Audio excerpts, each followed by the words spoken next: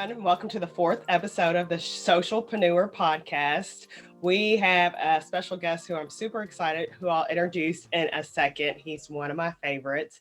If you have not listened to the past three episodes, you should definitely go back and listen to those. The first one's just about what this podcast is about, which basically tells you that we're going to be talking about social media, social selling, people that use social media for their business and how they build their business through social media. I love to give you all like tips and tricks and everything for you all to build your business through social media. And I also want to bring you all people that you can utilize in order to help you with your business if you are looking for somebody through SEO or PR or an influencer. Episode 2 was with Deborah Locker. She owns her own PR group, and she talked a little bit about PR and how she uses social media through that, and some of the things that she does in her PR business that can help you. And definitely she said she's looking for people if you all want to work with her. And then the last one we did, which was number 3, was with Jenna Ahern from Guardian Owl, which is a digital boutique that talks about SEOs and all the things of the back end stuff that we definitely need, especially me as an influencer, or people that have websites, or people that are using social media. So check those last episodes out, and then we'll get started with this one because I'm excited. This is one of my favorite people. So this is JC Phelps. He is an influencer, and I'm going to let him kind of introduce himself and tell you all what he does. And then I'm going to ask him some questions and definitely get down into what he loves about influencing and everything. So JC, welcome. Thank you for having me, Allie. You are also one of my faves, and I'm not just saying that because we're on camera, but I adore you. You're so much fun, and I appreciate it. But my name is JC Phelps, and I am predominantly known as a food writer. I write on jcpeats.com,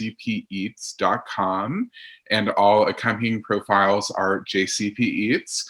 This year, I did launch a sister site, Unabashedly Southern, which is more lifestyle content, and that can be reached at jacobcphelps.com. If I could turn back time, I would have self-named the original one, so I learned from my mistake, and I took my name with the second blog. And it's a little more wide-ranging, just life south of the Mason-Dixon line. Ooh, fun. Now, I know a lot about influencing, and I know you know a lot about influencing, but I know that people that are listening to us, they might want to start a blog, or they might want to start a social media channel. How did you start, and how did you get into this business?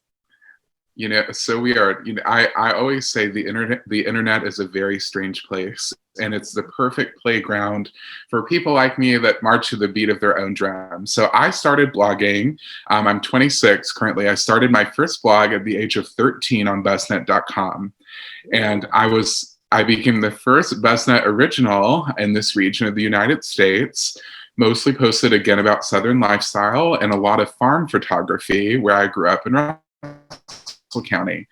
And my first blog's name is so cheesy, and I rarely say this, but I'll tell you, Allie, I'll tell my secrets. My first blog's name was Happy Cloud, and my blog banner was a cloud in the shape of Kentucky. So cheesy. But all of that to say, that's how I started. I then moved to the blogspot.com phase, as I'm sure you remember, in 2010. Briefly had a Tumblr stage before I went self-hosted. So that was kind of my progression. I also, did some journaling, I think is what they called it, on MySpace, but Busnet was my main platform for years.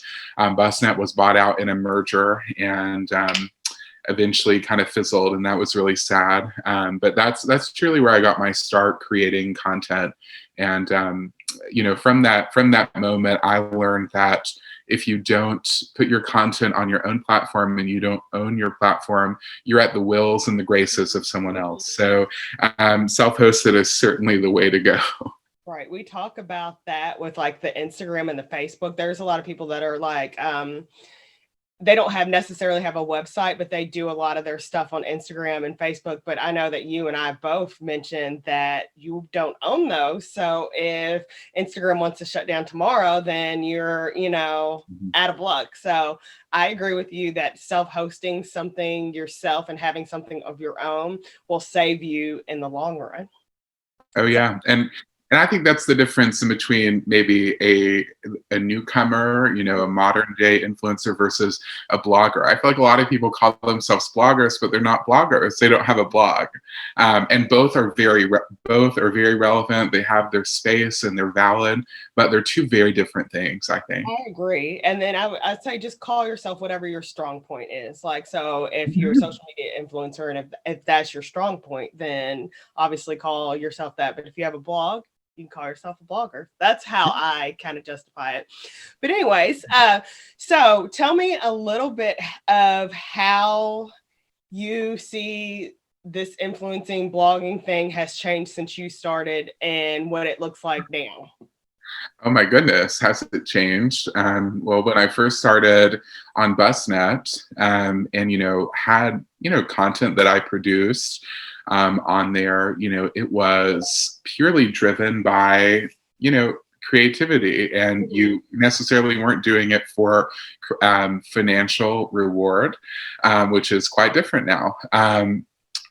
The scaling that I have seen is that the industry is becoming more saturated, but I would argue that that's not a bad thing because it adds to the validity of an industry. You and I both live in Kentucky, and sometimes we're a little slower to trend. So when all of these people that started much after me wanted to do this in Kentucky, I welcome it, because I think in the long run, it gives me more opportunities being an older person and doing it. So I've seen the amount of opportunities change. I've seen the level of compensation change. And I've also seen there are just so many arenas in which, someone like myself, I would have never been invited to 5 years ago. And so, we're doing things that I'm not so sure I ever thought possible. So to me, it's an upward trajectory. A lot of people argue if it's a bubble or not. I don't know. I'm going to ride the wave while it's here, though. Yes, definitely. So what do you think about, a lot of people say that regular marketing, like the newspaper and the magazines and all of that, are not as big, but obviously influencers are the way to go. What is your thought process on that? I would agree, but I'm one of those people. I think that and this is because my background's in economics, I think there is an optimal quantity to everything, and that's what we define as equilibrium. Mm-hmm. So if you consider the fact of, if you put all your marbles, for example, in influencer marketing, well, what if it's a bubble and it pops? It's kind of like not owning a website. I don't think that's a good move. And as trends show, it's becoming more dominant to be involved in this industry as opposed to some traditional media. So I think, I'm not so sure what the number is. I do think there's a place for all facets. And I think a well-rounded brand, if you have the budget, allows for that. I would be too afraid to just focus on one. I do think, however, the trend is shifting to more on social media, less on the other. And that's what the new equilibrium is. But the other is still there. So if somebody wanted to start this business now of either being an influencer or a blogger, what suggestions or tips would you give them, as just they have not had anything to do with it, but they were like, I want to do this, I've been following people? I think if you talk to the majority of people that have been cutting checks for years from doing this, they would tell you maybe the same thing. Do not do it to cut checks.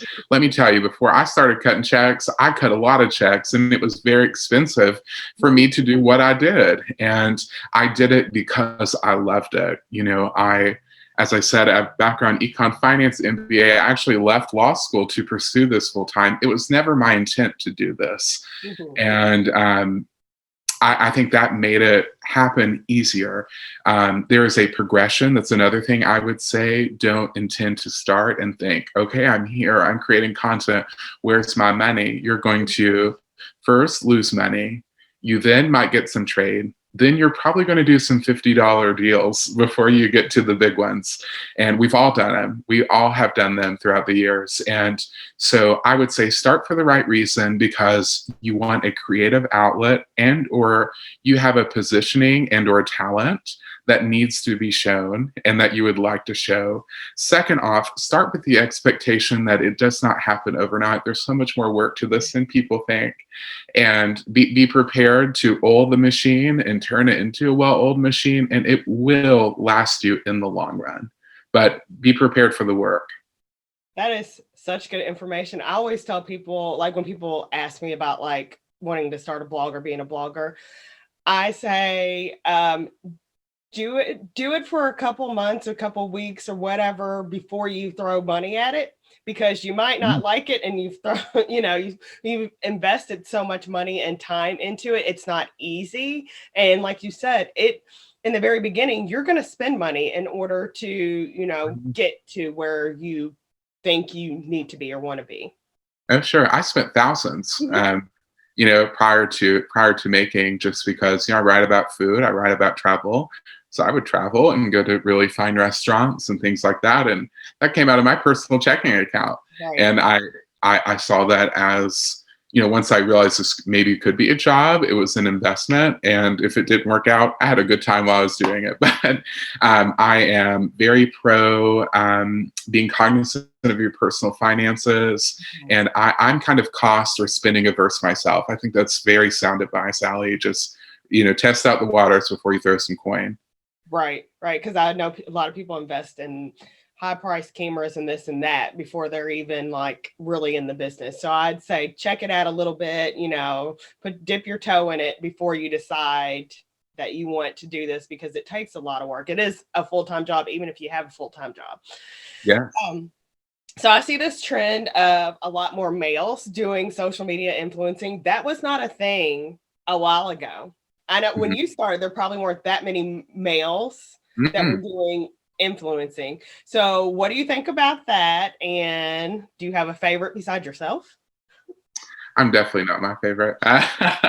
Far from, but I have noticed that too. I really have. And it's one of those things, I have always hesitated to say this.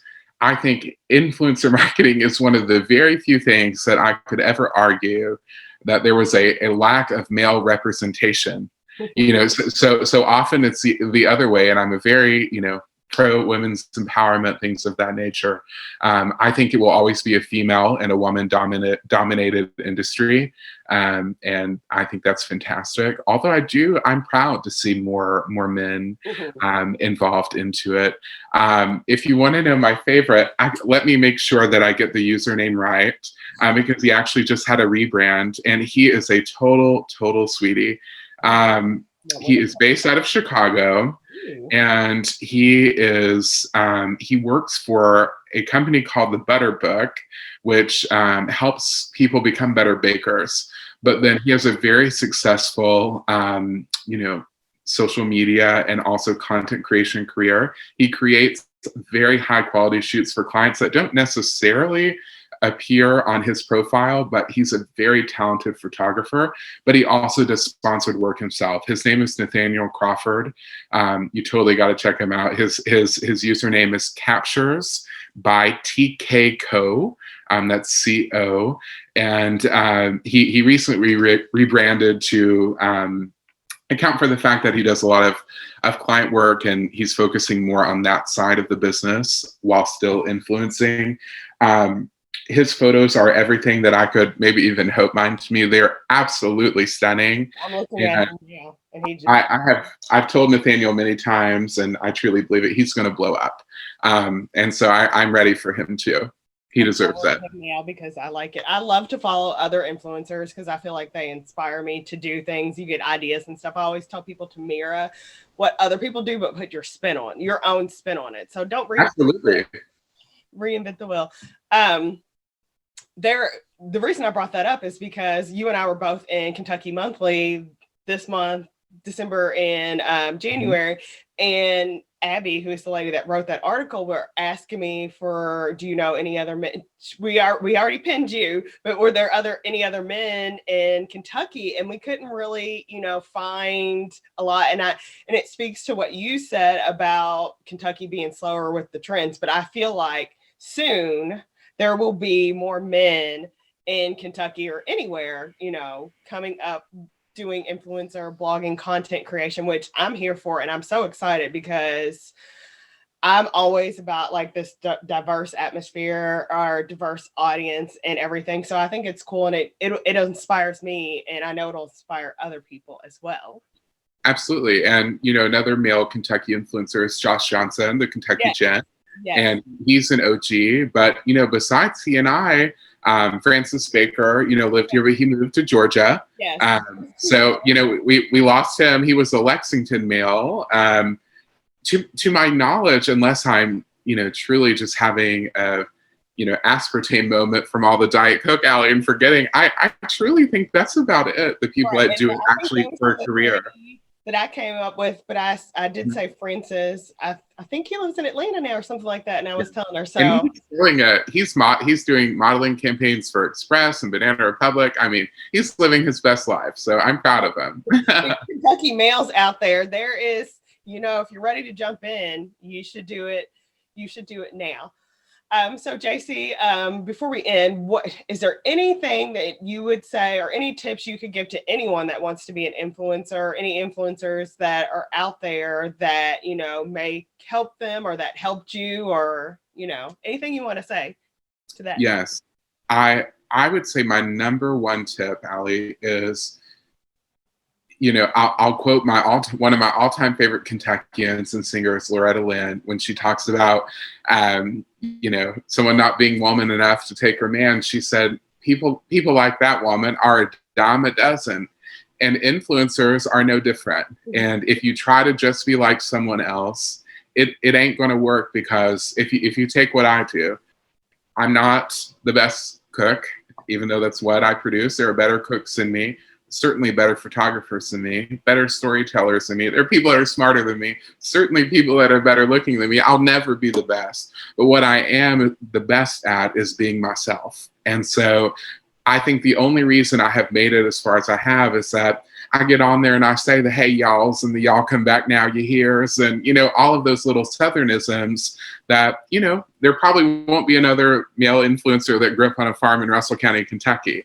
And if there is, like, power to, I'm here for it. I want to know who it is, because I guarantee you I know their whole family. But it's those things. Instead of hiding who I was, I inflect those and I make them louder and more boisterous. But that's the only thing that can make me stick out from the crowd.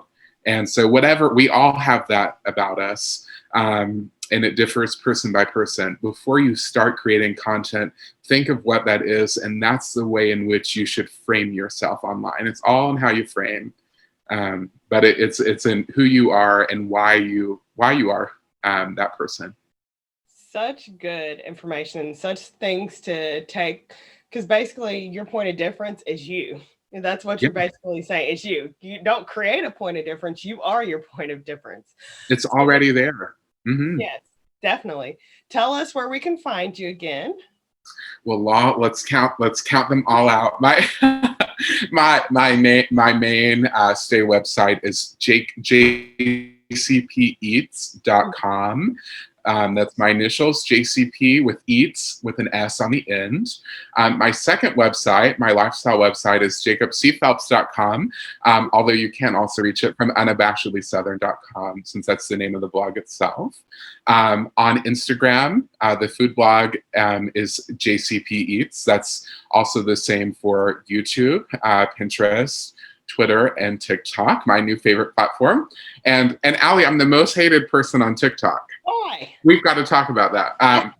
Yeah, and then my lifestyle page on Instagram is Jacob C. Phelps. Okay. Yeah. So you all definitely give JC a follow. And JC, is there anything new that's coming up with you that you want to say, tell people, or secrets? I have some stuff for cooking. I'm a consultant by trade, so I'm a forecaster. I think it also goes into the economics. background. I'm always thinking long-term. So currently I'm in the mix of Vlogmas, which I'm blogging a new recipe every single day of December, which has been a tremendous amount of work, but has been so fun. So that's new for me now, but you're hearing this in January, so that will be old news. Right. This next year, there's going to be more video work. I've started working with an amazing videographer because I learned that I'm horrible at video, so it's better just to pay someone to do it. More video work, a couple large projects that I pushed off this year due to coronavirus that I hope will happen in the coming year.